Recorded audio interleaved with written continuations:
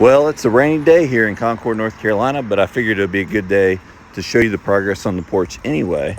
So we've been working on this project about 6 months. The house is well, it looked like it was in good shape when we started, but the truth is there was some hidden rot.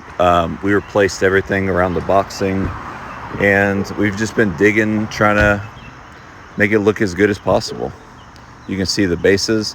These bases, we have to actually get new bases turned for these giant columns, and they're about $1,500 a piece, and there's 4 of them.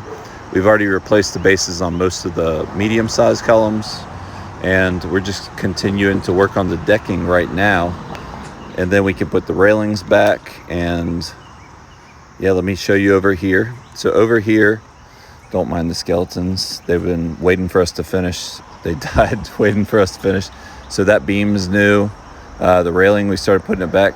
Those are all the bases that we had turned by a local wood turner. And then here's the back porch, and I'm really excited about this gate and staircase over here. So the staircase, it was just 2x4s, but now it matches the railings on the rest of the home, which is cool. Here's the paint stripped. Low windows, those are actually funeral windows, viewing windows. And there's the beam. Look how good that looks. That's brand new. It was saggy like a child's diaper before, but now it's, sitting firm.